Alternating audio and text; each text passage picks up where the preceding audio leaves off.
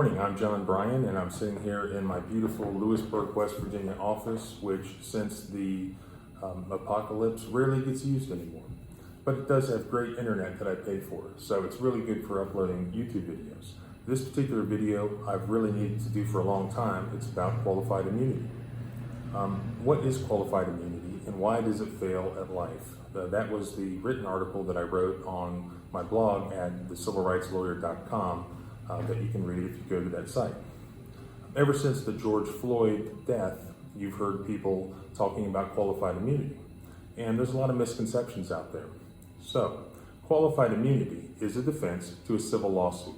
It is not a defense to criminal prosecution. So the police officer who killed George Floyd would not be able to assert qualified immunity as a defense to being prosecuted, which he is being prosecuted. So qualified immunity is irrelevant to his criminal case, his criminal prosecution. What qualified immunity is relevant to is it's a civil defense to a civil lawsuit alleging a violation of civil rights. So most of these lawsuits, which I do for a living, are federal lawsuits under a federal statute called, listed at 42 USC 1983. That's 42 of the United States Code at, one's article, one's section, I don't know which, it doesn't matter. Section 1983 lawsuits. It alleges that a government officer, most usually a police officer, has violated the civil right of an individual citizen while acting under the color of law. And that's going to be mostly all of your police encounters. Sometimes there are situations where a police officer does something at a bar while off duty, and there can be a dispute about whether they were acting under color of law. But most encounters between a police officer, especially uniformed, and a citizen, those are going to be under color of law. So Section 1983 lawsuits are lawsuits filed by an individual against an individual, but the defendant individual must be a public employee of some sort. You can't file a civil rights lawsuit under Section 1983 against a private individual. I have actually done that before, but you have to do some real legal gymnastics to show that there's some sort of connection there. For instance, a private EMS first responder, which was the occasion that I had to do it. But in any event, that's way far afield from what we're talking about. So police officers under Section 1983 have to be sued as individuals. You generally cannot sue their employer. You can't sue the police department. So it's not John Doe versus the police department. It's John Doe versus Officer John Doe. So there always was individual liability under Section 1983. You can sue a police department, but that's what's called as a Monell claim. And that's a separate type of claim that's actually pretty rare, and that is basically a pattern or practice allegation. So if you have evidence that a police department has a pattern or practice or policy of racism against one certain race, or gender, or sexual orientation, whatever, you can present that evidence under what's called a Monell claim and get damages against that police department. And guess what? Qualified immunity cannot be asserted by a police department. So qualified immunity has not prevented anyone from filing a lawsuit against any police department in the country if they had evidence that they had a policy, pattern, or practice of being racist or of being homophobic or whatever. So, other than that, in a 1983 action, you have to sue individual police officers. So, if you don't, the claim will get dismissed, or the defendant agency will get dismissed as a defendant in the case. So, it's an individual suing an individual. This was enacted by Congress in 1871, and obviously that was the post-Civil War Reconstruction era, where Congress, the country, the president was trying to bring the country back together, and you had slavery had recently ended, and it became important to have some sort of mechanism for individual citizens, including ex-slaves, to petition their courts, their federal courts, for any violations of their civil rights. So that's still the authority that we have today to file these civil lawsuits. So in 1967, the Supreme Court of the United States, basically through legislating from the bench, decided that they were going to create a defense primarily for police officers, but technically for any potential defendant in a 1983 action, except for a judge or a prosecutor. They have what's known as absolute immunity, which kind of means you can't sue them at all under most circumstances. Again, that's another video when we talk about the exceptions. So, 1967, the Supreme Court comes down with a case, I think that was Pearson v. Ray, where they said, we're going to take some of these common law defenses that have been discussed before through the years for police officers, and we're going to basically enact it into legislation. Really, you can't call it anything else, but it's a defense for police officers or for government employees called qualified immunity, which means that they're going to be immune from suit or from damages under some circumstances, hence the term qualified. But, as you'll see, it's really been a complete failure. But it started in 1967, and it wasn't Congress that enacted it, unfortunately. It was the Supreme Court. It was modified slightly in 1982, and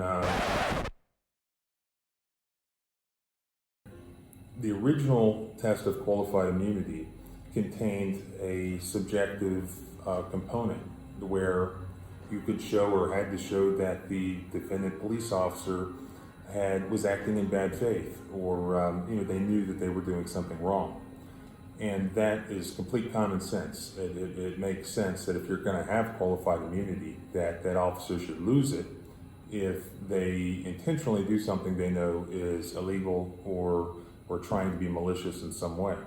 And that's what most people think would be the case. But in 1982, in Harlow v. Fitzgerald, the Supreme Court did away with the subjective component of the test, and that left just an objective test. And this is really the most confusing thing for lawyers and judges and anyone else to try to understand how to apply qualified immunity. Because, for instance, when you look at subjective versus objective, say a police officer arrests somebody that, say he knows the person, say it's his ex-wife's husband, he really hates the guy, so he, really with bad faith, pulls him over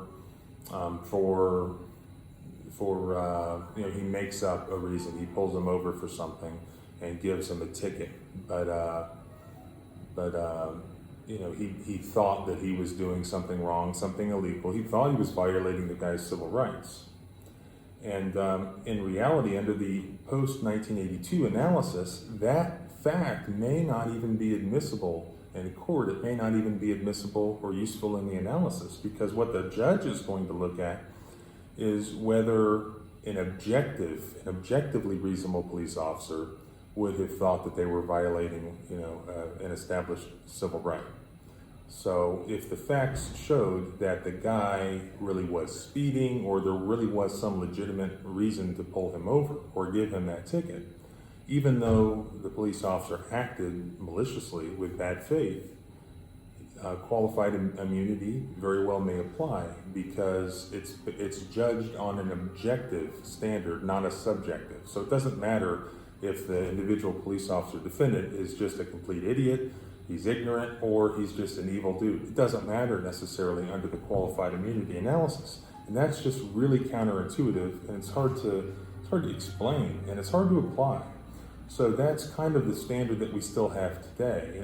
It was changed somewhat in the 2009 case of Pearson v. Callahan, I believe, to make it easier for the judges to apply qualified immunity and to give it to police officers. So really, here's what it comes down to today. So how can a lawyer strip a police officer of qualified immunity right now in 2020?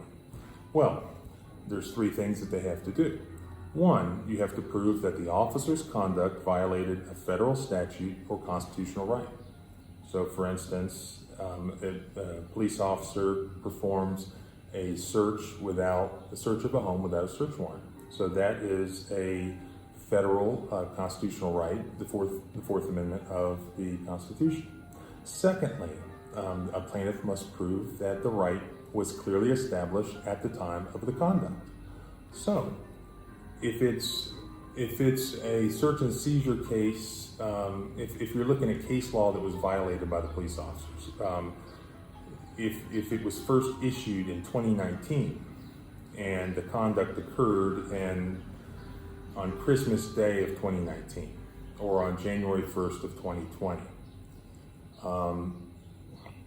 a court may not find that the right, not to be pulled over, and failure to turn on a blinker within 73 feet of an intersection, for instance. If that's the case, the court might find that that wasn't clearly established yet, just 3 months after the holding, to hold that police officer accountable for not, having that knowledge of the law. So that's the second component, is that you have to show that the right was clearly established. But for instance, the right to not have your home searched without a warrant is very clearly established. It says that right in the Constitution itself. So that depends on the nature of the federal right that you're talking about. Third, and lastly, a plaintiff must prove that an objectively reasonable police officer would have understood that the conduct violated that right. So those are the three things, and that's where we come into that objective analysis. And those are the three things that a lawyer or a pro se plaintiff must prove in federal court under federal law to establish a claim under Section 1983. And that is where qualified immunity comes into it. So it would take a week to explain all the different cases on qualified immunity, or how, what has been found to be clearly established, what has not, what has received liability and what has not. But I can tell you there's 4 or 5 real world points that can teach you really everything you need to know about qualified immunity without having to read those cases or be a lawyer. 1, there tends to be a grace period, as I discussed just a second ago, between a change in the law and when it becomes clearly established for purposes of qualified immunity. Because if it's not clearly established, the officer will get qualified immunity. So, what is the federal right, and when was it enacted, or when did it come down in case law? That becomes important. So there tends to be a grace period. If it's a recent change in the law, the likelihood of qualified immunity being applied is very high. Secondly, qualified immunity tends to be a very poor defense to claims of excessive force. And here's what's ironic about the George Floyd case, is that what is the real violation that we witnessed on video? It's the excessive use of physical force. That falls under the Fourth Amendment. So you have a person walking on the street has a Fourth Amendment right to be free from having excessive force used against them by a police officer. It gets a little confusing when you talk about somebody who, once they're in custody. Now, once somebody is in custody or a pretrial detainee, they then have a 14th Amendment right to be free from excessive force. And the standard becomes a little different and a little more difficult to prove. You have to prove a little bit different conduct. So, here's the thing. Why doesn't qualified immunity generally apply to excessive force? Well, it does. But a well-pled excessive force case, for instance, alleges that a police officer, really did something egregious physically, and then injured or severely injured or killed the individual.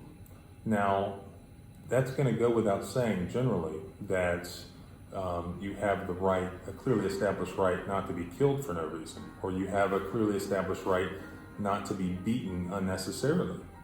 Now, there are gray area cases where, the court might look at, well, is it excessive to ever taser somebody who's handcuffed, for instance? Or we may have the case coming up now Is it always excessive to, quote, choke somebody, post George Floyd? But generally, a well-pled excessive force case, a valid excessive force case, or potentially valid excessive force case is going to be something like, the plaintiff was unarmed and not posing a threat to anybody, and Officer John Doe shot him anyways. Or the plaintiff was handcuffed with his hands behind his back. He was no threat to anybody. He was pleading for mercy and asking for assistance, but the officer, just to be a jerk, kicked him in the groin or punched him in the face, or X, Y, and Z, insert facts. That is an excessive force case which is not going to be subject to qualified immunity 99 times out of 100. One, because the issue really, because usually the parties would agree that the unnecessary use of violence is going to be in violation of a clearly established right. I mean, there's a zillion cases out there stating so. So really, the dispute is one of fact. It's a factual dispute, and that's why they build courthouses, right? That's why we have juries, to decide who's telling the truth. So did the police officer kick the guy in the balls for no good reason while he was handcuffed? Or is the guy full of it? That is your typical excessive force trial, and it really has nothing to do with qualified immunity. So where qualified immunity really applies is search and seizure, the area of search and seizure, which is also the Fourth Amendment of the Constitution. But the law in search and seizure cases is rapidly changing. It's ever developing, because that's really what they're litigating in criminal cases. You have, as technology increases, can police officers track a suspect's movements via GPS without getting a search warrant? Can drones be used, and if so, how close to a house? I mean, as technology changes, just like from day one, as we went from carriages and horses to vehicles, we saw a change in the law where the Supreme Court started coming down with all these vehicle cases. So the law will change over time as far as case law holdings. And again, there will be this grace period where police officers will, for a period of time, not be really held responsible for knowing that case law, but at some point they will. And sometimes you'll see in decisions the courts will say, now, all of you police officers are on notice at this point that if you do this again, we're going to give this guy qualified immunity, but if you do it again, it's going to be clearly established. And you'll read that in some cases. So it's not really effective in excessive force cases. So there's no doubt really that qualified immunity, even in a civil lawsuit by the George Floyd family, is not going to be applied. No way. So qualified immunity really is not an issue there. 4, if an officer has a mistaken understanding of the law, or he mistakenly believed that his conduct was allowable under his department rules or under the law, then a lot of times qualified immunity can be applied. So officers are sometimes allowed to be ignorant of the law, So, it's unlike, not in criminal cases. None of us can be really ignorant of the law in criminal cases, including police officers. But again, this is a civil process. Qualified immunity only applies in civil lawsuits. So ignorance of the law does exist in the land of qualified immunity, but it's a civil lawsuit, it's a civil defense. Number 5, qualified immunity comes up a lot in wrongful arrest cases. So the court will look at the facts, and they can determine that, and we can go back to subjective versus objective intent. The court may determine that this police officer had bad faith, that he just didn't like this guy. He thought he was wrongfully arresting him. But the court can look at all the facts and say, we're allowed to look at all the facts of the record, and we think that there was probable cause to arrest this guy, regardless of what the officer thought. That's irrelevant. We think that there was probable cause to make an arrest. So the court can, on its own, apply qualified immunity. And that's really the sort of cases where you'll see a lot of unfair outcomes. And in fact, I'm appealing just such an unfair outcome out of the Eastern Panhandle of West Virginia, on a grant of qualified immunity. And so that's really where you have a lot of the unfair decisions is in wrongful arrest cases. So really, as far as qualified immunity goes, we're talking mostly about excessive force, and it really doesn't apply much to excessive force. It's all these legal technicality cases, wrongful arrest, search and seizure. That's the basic application of qualified immunity here in 2020. So the point of the article that I wrote, or the blog post, is that qualified immunity itself was not enacted by Congress. It was an act of legislating from the bench by the Supreme Court. And so the Supreme Court came up with all these policy reasons of why they felt they needed to create qualified immunity. The main first one was to save police officers from having any financial liability from lawsuits arising from them doing their job. But if you look at this 2017 law review or Yale Law Journal article, which I cited in my post, they looked over a course of 2 years at 5 different federal district courts at 1,183 different Section 1983 civil lawsuits against police officers alleging civil rights violations. And they found that the defense, let me back up. As to police officer financial contributions, they found that really in almost none of the cases did any police officer have to contribute to any award against them, even where they were fired or prosecuted or disciplined in some way. Now, what a lot of people confuse is that qualified immunity has nothing to do with whether or not a police officer is personally liable. Already under Section 1983, passed by Congress, individuals only are liable. So if an employer or an insurance policy is paying an award against an officer, that's a private employment matter. That's in their contract. That's a private agreement between them. That's not in the law anywhere. That's not dictated by qualified immunity either. So that's a completely different story. But in reality, all of these lawsuits are almost to the one covered by existing insurance and indemnification agreements between police officers and their employers. So in almost no case that was studied out of the 1,100 cases did any police officer have to contribute to one award. So the policy goal of preserving the financial status of police officers has been, completely, it's a non-issue whatsoever. Supreme Court's not supposed to be creating policy anyways, but their stated first policy of financial reasons, it doesn't even exist in recent years. Maybe it did at one time. Another reason that they've come out with in subsequent cases is supposedly the policy of reducing litigation, reducing lawsuits surrounding police officers doing their jobs. But the study found that the defense of qualified immunity was only used 37% of the time by the defendant police officers. And out of those, it was only the reason for dismissal in 3.6, I believe, or 3.2% of those cases. So it completely fails at that policy objective, even assuming that the Supreme Court were allowed to create policy under the Constitution.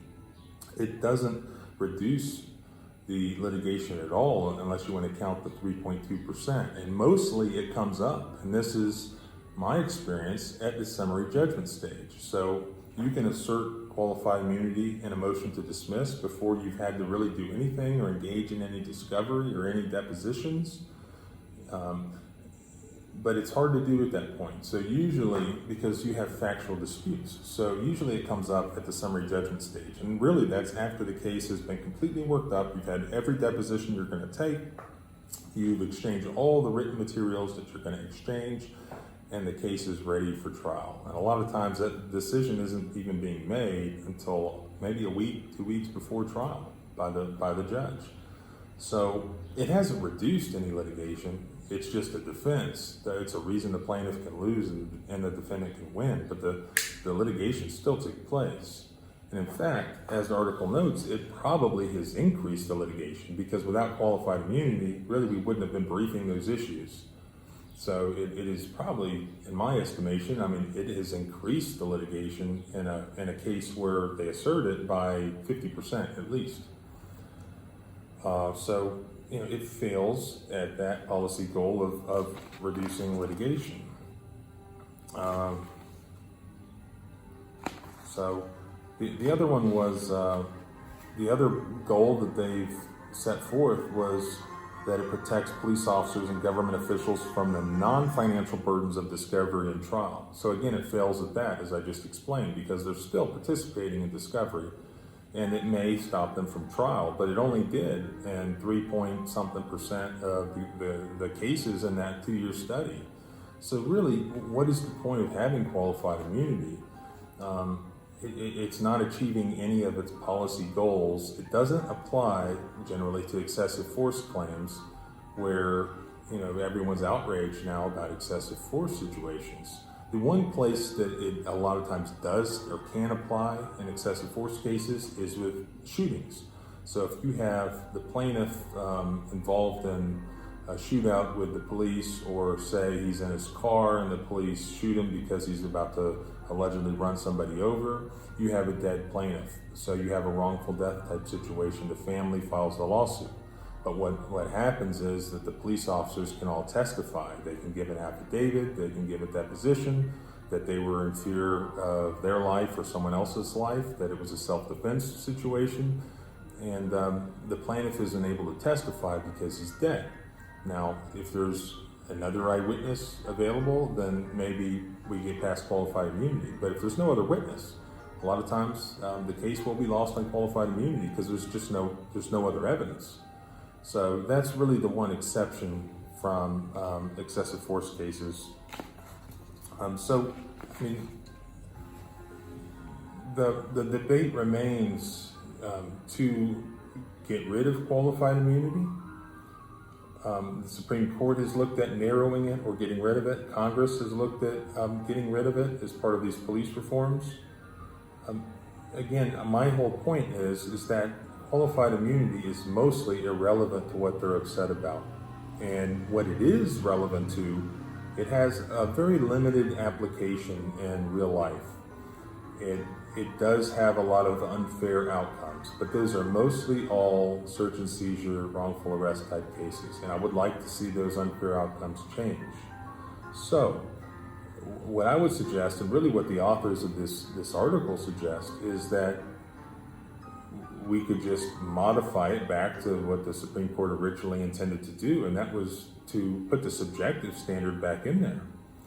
And that makes sense. So, it would give the court the discretion to apply, or the ability to apply qualified immunity where it may be needed. For instance, in the hundreds and hundreds and hundreds of pro se lawsuits being filed by prisoners that will clog up the court system, and that may be completely unsubstantiated.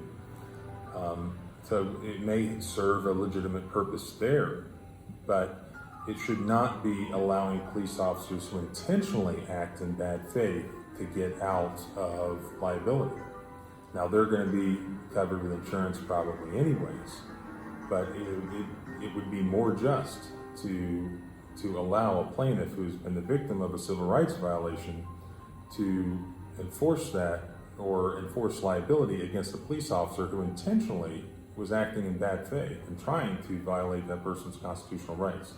So that is, in a nutshell, qualified immunity, and these are the reasons why qualified immunity is really a complete failure.